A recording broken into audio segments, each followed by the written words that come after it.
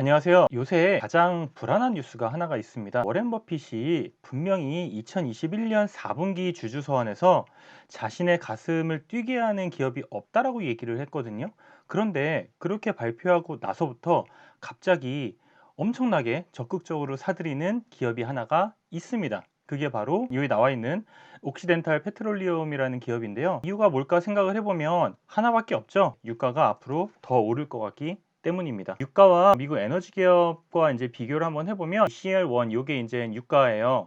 그래서 파란색인데 파란색 선이 보이지가 않죠. 왜냐하면 다른 애들이랑 다 겹쳐져서 지금 움직이고 있기 때문입니다. 그만큼 유가와 에너지 기업의 주가 방향은 같고요. 그렇기 때문에 에너지 기업 주식을 매수했다는 말 자체가 유가 추가 상승에 베팅을 지금 한 거고, 당연히 에너지 기업 주가 상승에 베팅을 한 거죠. 네, 이 그래프에서 뭐 다 비슷하게 움직이는데 이 주황색 선만 삐쭉 이렇게 올라와 있죠. 이게 이제 옥시덴탈 페트롤리움이고요. 이때 이제 워렌 버핏이 샀다는 얘기가 나오면서 갑자기 급등을 했습니다. 그런데 사실 월가에서는 유가에 대해서 상반된 시각을 지금 많이 갖고 있습니다. JP모건에서는 러시아가 원유 감산 보복을 많이 하면 유가가 성층권까지 올라갈 수가 있다 이렇게 얘기를 했거든요. 이게 이제 380달러인데 제가 이제 JP모건 이 레포트를 한번 읽어봤어요. 읽어봤는데 무슨 내용이냐면 러시아 같은 경우는 현재 1100만 배럴 정도 하루에 생산을 하거든요. 그런데 서방에서 추가 제재를 가했다라고 했을 때 러시아는 지금 재정 상황에서는 감산을 하고 충분히 버틸 수 있는 체력이 된다는 겁니다. 그러면 감산을 어디까지 할 수 있느냐라고 보면 300만 배럴까지 충분히 줄일 수 있다라고 하는 거고, 500만 배럴까지도 분명히 러시아가 500만 배럴 줄이면 타격은 분명히 있을 거예요. 그런데 현재 재정이 워낙 탄탄하기 때문에 그래도 몇 달간 버틸 수 있다라는 거죠. 러시아는 버틸 수 있는데 과연 유럽이 버틸 수 있을까요? 버틸 수 없을 겁니다. 그렇게 되면 어떻게 될까요? 유가가 급등을 하겠죠. 190달러, 380달러까지 얘기를 하고 있는데 말 그대로 성층권을 뚫고 올라간다고 그렇게 표현을 했습니다. 반면에 시티그룹 같은 경우는 경기 침체 땐 유가가 60달러대까지 지금 추락할 수 있다라고 얘기를 했는데, 많은 분들이 이 헤드라인 기사만 보고 유가 60달러까지 추락할 수 있대, 월가의 상반된 시가 이렇게 얘기를 하는데, 사실 이거 시티증권의 이제 보고서 읽어보면 어떤 느낌이냐면 우리들이 생각하는 헤드라인에서 봤을 때 경기 침체는 경기가 이렇게 침체가 되는 약간 그런 느낌이에요. 그런데 이 시티그룹에서 얘기하는 건 가계와 기업이 연쇄 파산하는 최악의 경기 침체 시나리오가 현실화되면 60달러대까지 추락한다는 그런 말입니다. 그렇기 때문에 이런 경기 침체가 아니라 경기 침체, 으아, 약간 이런 느낌으로 아예 그냥 난리가 나면 그때 유가가 60달러대까지 추락할 수 있다라는 그런 얘기이기 때문에, 사실상 이렇게 되지 않고서는 유가가 크게 떨어지기는 힘들다라는 얘기이기도 합니다. 그렇기 때문에 저희가 이 해석을 지금 잘 해야 돼요. 이런 상황에서 워렌 버핏은 옥시덴탈 페트롤리움을 열심히 사고 있습니다. 생각해보면 정유주들이 많잖아요. 엑소모빌도 있고 쉐브론도 있고, 쉐브론은 분명히 뭐 많이 갖고 있습니다, 워렌 버핏이. 그런데 옥시덴탈을 왜 사냐 생각을 해보면 2019년에 셰일 오일 1위 업체가 매물로 나왔어요. 이게 이제 아나다코 페트롤리움이라는 회사고, 셰일 유저는 이제 굉장히 지금 많이 갖고 있습니다. 이 회사를 인수를 했어요. 그런데 이 회사가 뭘 갖고 있냐면 파미안이라고 텍사스와 그 뉴멕시코 그쪽 지역이거든요. 여기에 추정되는 쉘 매장량이 엄청납니다. 어느 정도냐면 원유가 463억 배럴이고 천연가스가 281조 입방피트인데, 이렇게 얘기하면 감이 잘 안 오실 거예요. 요 원유 463억 배럴만 계산을 한번 해보면 현재 유가 100달러 기준으로 했을 때 우리나라 돈으로 6천조 원 정도 나옵니다. 어마어마한 금액이죠.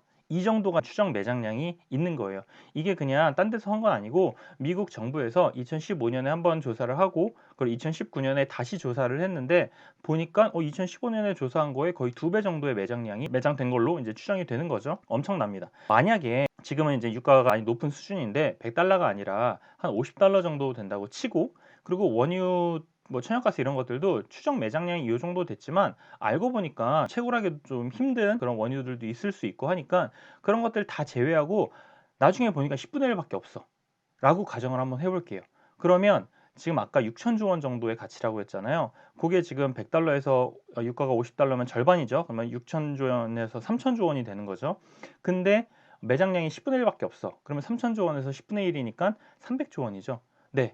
저희가 보수적으로 계산을 했을 때 원유만 한 한 300조 원 정도 있을 수 있습니다. 그런 계산이 나오는데 이 회사를 옥시덴탈이 2019년에 60조 원에 인수를 했습니다. 물론 이 매장량을 하기 위해서는 투자 비용부터 이제 굉장히 많이 들겠죠. 돈도 많이 들고 시간도 많이 들 텐데 어쨌든 정말 꽤 보수적으로 가정을 했어도 300조 원의 지금 가치를 60조 원에 샀으니 워렌 버핏이 얘기하는 어떻게 보면 안전마진의 개념으로 접근한 게 아닌가 그렇게 좀 생각을 하고 있습니다. 파미안 분지가 중요한 게 지금도 생산이 많이 되고 있는데 석유 생산과 가스 생산을 보시면 굉장히 높습니다. 미국에 있는 다른 지역보다 이제 가장 높고 이거는 이제 미국의 에너지청 자료인데 가스 같은 경우도 지금 두 번째로 높죠. 그렇기 때문에 이제 굉장히 중요한 지역의 채굴권을 아나다코가 갖고 있고 그 아나다코를 옥시덴탈이 지금 갖고 있다. 네, 그렇게 생각을 하시면 됩니다. 그런데 워렌 버핏이 한번 생각을 딱 했을 때 돌아가는 판을 보아하니 생산 확대가 안 될 것으로 지금 생각을 하고 있는 것 같아요. 결국에 유가가 이제 더 올라가는 거에 사실상 베팅을 한 거잖아요. 워렌 버핏은 유가가 더 올라가려면 여기서 생산이 더 많이 이렇게 막 되고 이렇게 되면 뭐 당연히 공급이 많아지면 이제 떨어지겠죠. 유가 같은 경우는 그렇기 때문에 거기에 지금 베팅을 한 걸로 좀 보여지고 유가의 영향을 지금 현재 가장 강하게 주는 세 가지 요인이 있는데 바이든, 사우디, 러시아 이렇게 세 가지거든요. 이 세 가지를 나눠서 말씀을 한번 드려보도록 하겠습니다. 바이든 같은 경우는 몇 주 전에 이렇게 얘기했죠. 엑소모빌이 하느님보다 돈을 더 많이 번다 이렇게 막 얘기를 하고 너네들 빨리 유전 개발해서 지금 채굴 해라 라고 하는데 채굴 안 하죠. 네, 오히려 막 뭐라고 하고 있습니다. 정부에서 이렇게 얘기한다고 우리가 할 수 있는 게 아니다. 산업 현재 상황이 이렇게 채굴하고 이렇게 되면 우리가 남는 게 없다. 투자할 수 없다라고 지금 얘기를 하고 있고 바이든 같은 경우는 뭐 알래스카 유전 개발도 개발하라고 사실상 이렇게 좀 하고 있는 거죠. 그렇기 때문에 바이든은 되게 급한데 업계에 있는 기업들은 지금 생산을 별로 하고 싶지가 않아요. 이게 왜 그러냐면 예전에 한번 크게 대인 적이 있기 때문입니다. 10년 전이죠. 새로운 시추 기술 개발되면서 채굴 비용 낮아지면서 경쟁적으로 생산을 늘렸는데 이때 공급이 과도하게 나오면서 유가가 폭락했어요. 그래서 셰일 업체들이 막 도산하고 막 M&A 되고 막 난리 났었거든요. 이제 그런 상황에다가 현재 지금 비용도 지금 올라가다 보니까 만약에 지금 채굴을 한다, 생산을 가속화한다 자체가 돈을 못 번다는 거죠. 그렇기 때문에 공급이 원활하게 지금 되기가 힘듭니다. 두 번째는 사우디인데 촬영하고 있는 이 시간이 지금 화요일이고 이제 수요일 날 이제 바이든이 중동 순방 가서 수목금토 이렇게 있는데 보시면 사우디와 산유국들한테 이제 압박을 할 거예요. 증산해라라고 할 텐데 문제가 뭐냐면 이 그래프가 사우디가 하루에 생산할 수 있는 원유의 양입니다. 지금 현재 레코드 하이예요. 가장 높습니다. 1100만 배럴 정도 하고 있어요. 어떻게 보면 이 이상 요구를 할 텐데 과연 의미 있게 더 생산을 할 수 있을까라고 생각해 보면 쉽지는 않을 겁니다. 이게 지금 공장에서 물건 찍어내듯이 그런 성질의 게 아니잖아요. 그렇기 때문에 분명히 중동 순방은 뭐 소기의 성과는 있겠지만 게임을 체인징 할 정도의 성과는 어렵다. 라고 보고 있습니다. 마지막으로 러시아가 문제인데 최근에 이상한 얘기들을 하고 있어요. 미국과 동맹국, 사실상 나토죠. 유럽 국가들인데 러시아의 유가 상한을 배럴당 40에서 60달러로 좀 검토를 하고 있다라고 얘기를 하고 있는데 이게 또 문제가 뭐냐? 현재 지금 러시아 석유가 한 80달러 정도에 거래가 되고 있거든요. 그러니까 절반 정도로 낮추겠다라고 하는 건데 값이 지금 누군지 생각하지 못하고 있는 것 같아요. 왜냐하면 푸틴이 러시아가 가스랑 석유 안 주면 큰일 나거든요.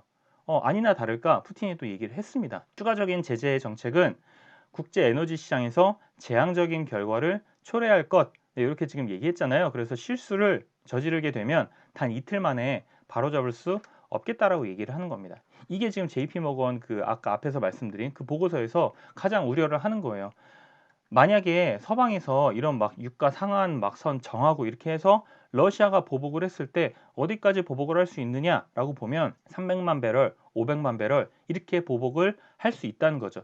분명히 러시아도 타격이 있습니다. 그런데 현재 재정 상황을 고려했을 때 이 타격이 견딜만 하다는 거예요. 몇 개월 동안은. 그런데 유럽은 한 달이라도 버틸 수 있을까요?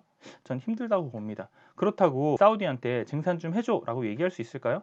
앞에 그래프 다시 보시면 이게 지금 20년 차트인데 가장 적게 생산했을 때가 750만 배럴이고 가장 많이 생산했을 때가 1150만 배럴입니다. 이 갭이 400만 배럴이에요. 20년 동안의 이 갭이 400만 배럴인데 여기서 만약에 러시아가 500만 배럴 줄인다고 한번 해보세요. 이게 갑자기 1100만 배럴 생산하다가 1500만 배럴 생산할 수 있을까요? 없습니다. 그렇게 되면 어떻게 되죠? 유가가 급등을 하겠죠. 그 얘기를 지금 하는 겁니다. 또 재밌는 게 러시아가 지금 원유를 수출을 하고 있는데 전쟁 전과 전쟁 후를 비교를 해보면 당연히 유럽하고 미국은 줄였겠죠. 줄였는데 의미가 없습니다. 왜냐하면 다른 국가들이 많이 늘렸기 때문이에요. 자, 새로운 국가가 나타났죠. 인도 엄청 수입하고 있습니다. 중국 네, 엄청 늘렸어요. 터키 또 많이 늘렸습니다. 요 세 국가를 불러가지고 얘기를 해야지 유럽을 만나가지고 얘기해봤자 의미가 없다는 거죠. 자, 미국이 인도, 중국, 터키 애들 불러가지고 너네들 러시아랑 손잡지 마 라고 했을 때 손 안 잡을까요? 네, 아마 셋이서 손 잡고 네, 러시아한테 가지 않을까 네, 그렇게 생각을 하고 있습니다. 네, 미국 말을 들을 리가 없어요. 그래서 오히려 전쟁 전보다 전쟁 후에 러시아 원유 수출이 더 늘어났어요. 지금 유가도 올랐죠. P도 올랐는데 수출 양도 늘었어요. Q도 늘었어요. P와 Q가 다 올랐습니다.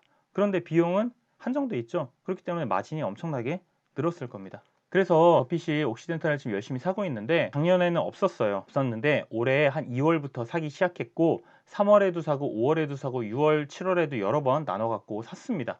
그래서 지난주 금요일 2022년 7월 8일 기준으로 지분율이 지금 18.7%까지 올라갔고요. 우선주랑 워런트도 있어요. 이거는 이제 예전에 옥시덴탈이 아나다코 인수할 때 워렌 버핏한테 이제 돈을 빌렸거든요. 100억 달러 정도, 이제 13조 원 정도 이제 빌렸는데 그때 받은 거예요.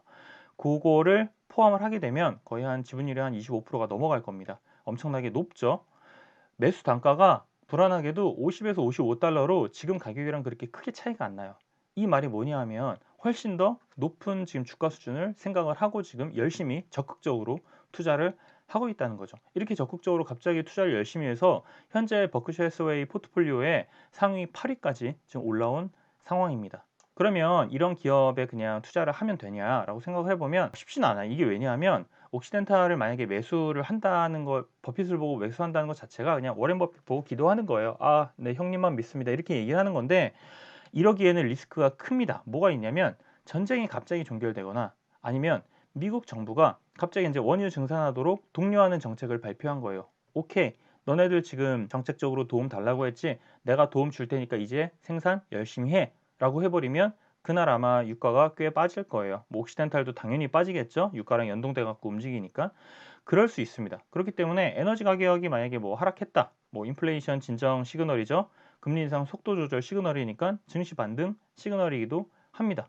그래서 옥시덴탈 매수를 할 때는 S&P 500 ETF 매수를 해지를 해야 돼요. 왜냐하면 에너지 가격과 옥시덴탈이 만약에 급락하는 상황이 올 때는 분명히 지수는 급등하는 상황이 올 겁니다. 그런 상황에서는 S&P 500 이제 오른 거를 팔아갖고 옥시덴탈을 저가 매수해가지고 평균 단가를 낮추는 전략도 있습니다. 이게 만약에 에너지 가격이 더 오른다는 생각을 갖고 있다면 그렇게 얘기를 할 수 있기 때문에 실전에서 전략을 어떻게 가져가느냐가 좀 중요하거든요. 그래서 이렇게 지금 접근하는 방법도 있으니까 참고하시길 바랍니다. 네, 오늘은 여기까지